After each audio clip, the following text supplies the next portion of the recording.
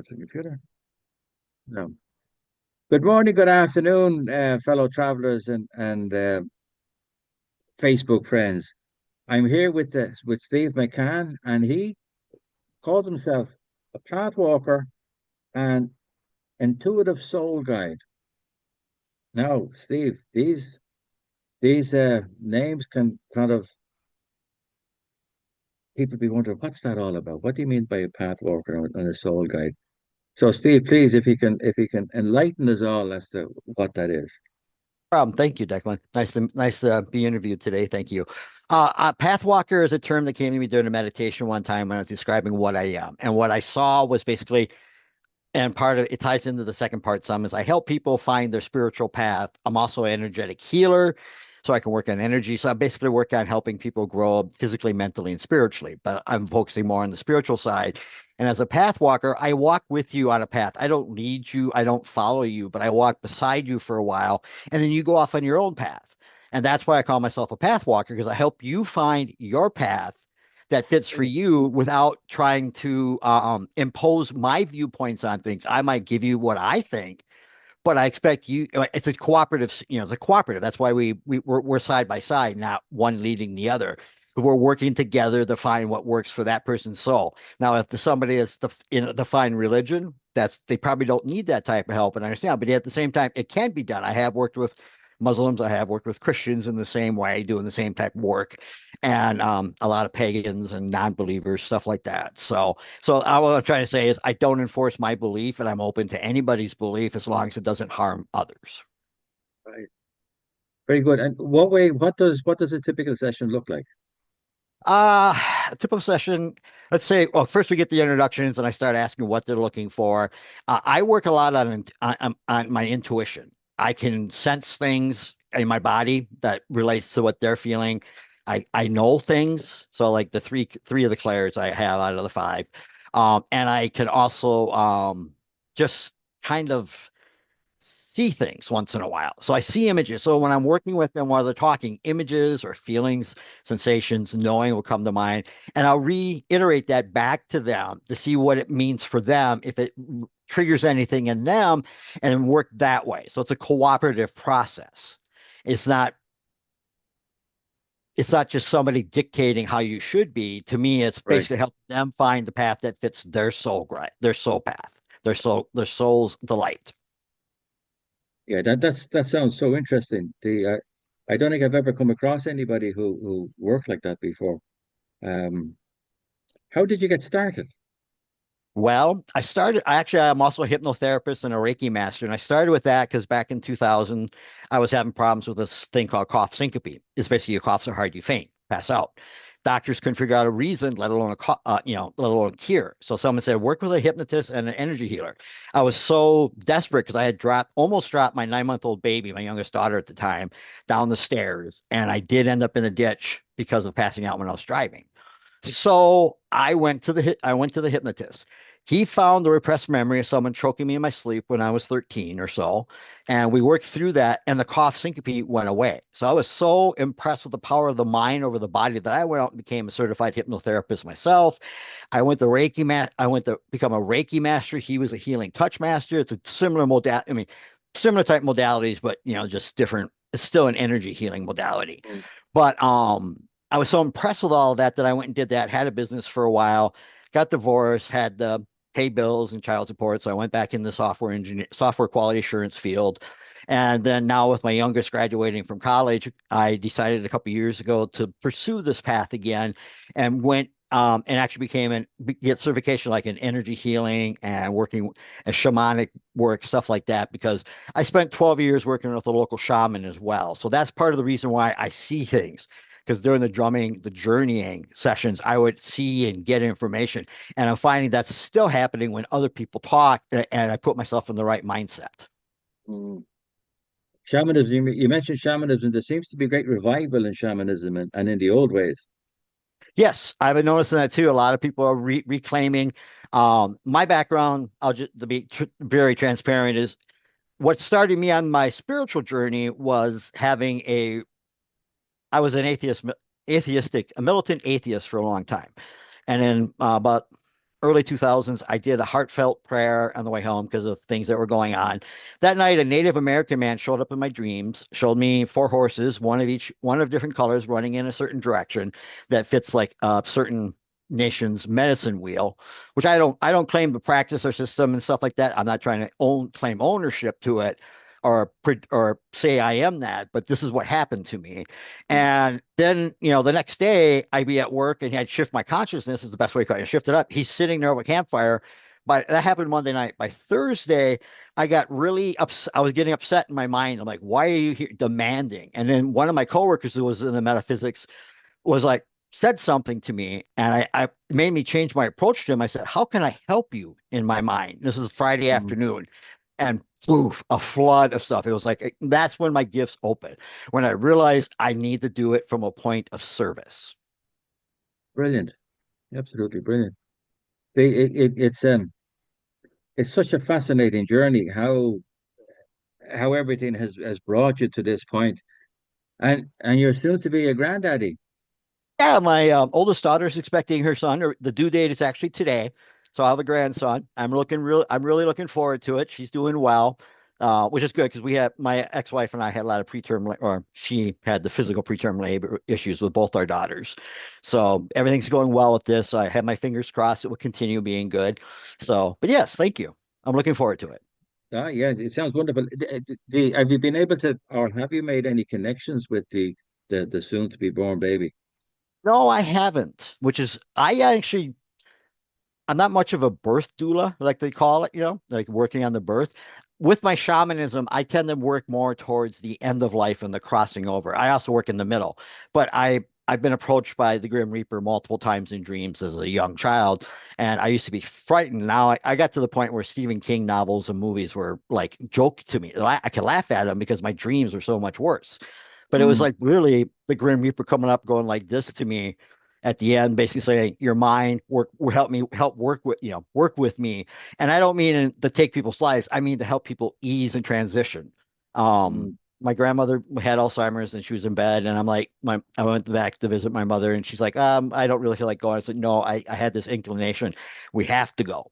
We went. My grandmother was comatose, basically laying in bed, and I'm like, looked at her and said, she's got 12 hours, and she passed away that night. wow. So that's why I say that. So no, I haven't actually tried connecting with my grandson as like in that sense, but I might try that this afternoon. I like that idea. Yeah, you hear about these new energies and these new beings that have been born into the world. That they have their extrasensory and that they have these. That they're here to show us the way and all the rest of it. So I was just it was just curious as if you picked up anything or even tried to pick up I anything. had thought it was a girl. Sorry, I talked over you. I apologize. I had thought it That's was okay, going to no be a problem. girl. So at the reveal party, I was one of the few that said a girl. Everyone else, had the boy choice, and it was a boy, which is fine. I'm happy either way. I actually lost a nephew about 18 minutes after he was born because of multiple birth defects. Because my sister was being treated for Lyme's disease back in the mid 80s while she was pregnant in the first trimester unknowingly. So all I ever hope for is they're healthy. Like when Yeah, my children were born, I'm just like, I don't care what they are. Let me rephrase it. I don't, boy, girl. My first question was, are they healthy? Have all their fingers, all their toes? And yeah. that's what I'm hoping for my grandson. So I'm also trying not to put, I guess for myself, put too much expectations. And I think trying to connect might have that expectation drive for me. Which, yeah, yeah. I understand what you. It's interesting what you were saying about the Grim Reaper. I say most people might find that fascinating. The fact that the Grim Reaper has approached you, asking you to help. Can you talk a bit more about that? um, it started with a dream that happened when I was 5. We were in a car accident, and things happen in my dreams that paralleled the car accident when my parents were driving, and it involved a lot of undead. So I was being chased by zombies and skeletons with skulls on with light and coming out of the mouth and tongue, and then they basically chased me into a north south east crossroad and have standing around me 40 feet away, and then I don't know if you know what an old corn picker wagon is. Came down, trotting down the road. I could hear the horses. And the first set of horses, there was 4 teams of horses. The first set were completely bones, and the last set, and it moved up, were freshly dead. And I could see. the dead in the back of the wagon. And that's when the Grim Reaper stands up, hold the sights, and basically went like, motion for me to come to him. And I'd wake up at that time. And I had that till I was about 18, 20 years old. And then it went away. But when I was doing some of my shamanic work, he kept appearing, not kind of like a couple of the other entities I get. They're not like directly talking to me, but they're there to let me know their presence is there. And I've been able to put together by listening to other people that I've worked with and energy people and stuff that, I'm one area I could work in and excel would be the death doula, a death, to help people transition. Yeah, and be a psychopomp. That's the word I was looking for. They call me a psychopomp, which is basically Okay. someone who helps transform them from the living to the dead. I'd rather work with the living more, I'll be honest. But I used to sense ghosts and stuff. I had a ghost in one of my apartment in college, and I just basically said, I'm not. Why are you here? Because he was doing all this weird stuff, and I got an image. It's one of the first times I ever got images like that. That was in the early '90s, and it showed me what happened to him and how he died. And I basically just said, I'm not that person. I'm not the people that were involved with that. Let's coexist, or you can move on. We ended up coexisting. But there's some people that come in and would see him out of the corner of their eyes and get frightened.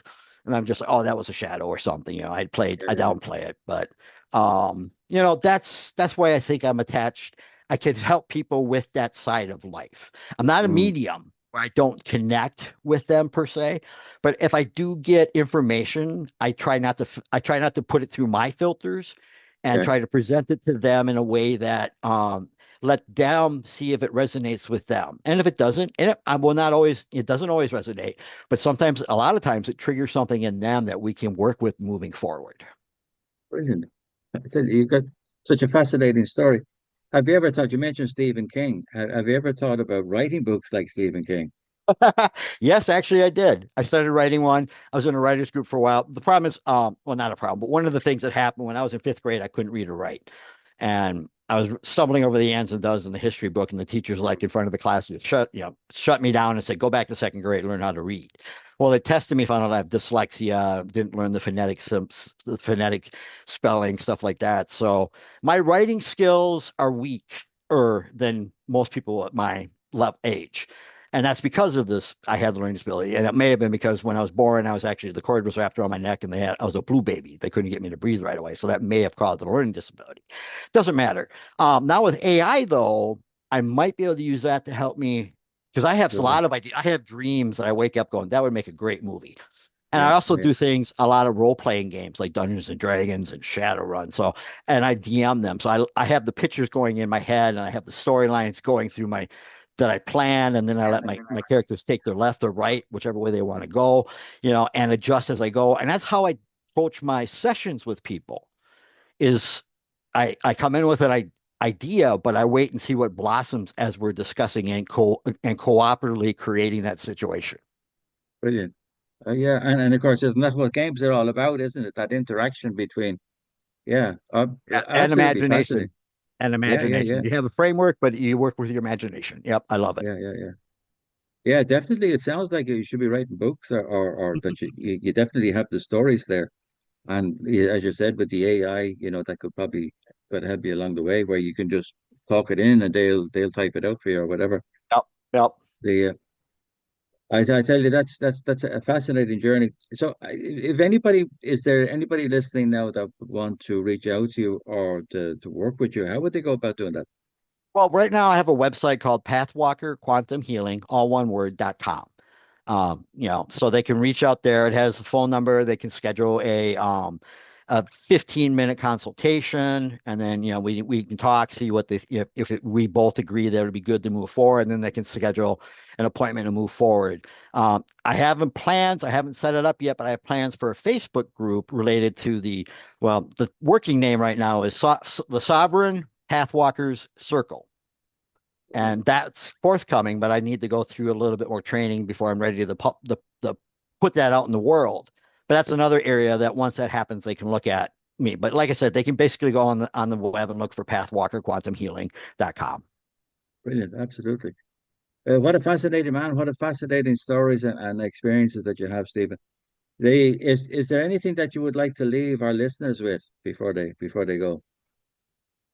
Biggest thing I've been learning lately is don't let society's expectations drive how you do things. Do what feels right in your soul. And that's what I'm trying to do as part of what I try to do as a path walker is help them find spiritually what works for their soul, what enriches their lives and their soul. Like I said before, as long as it doesn't harm others.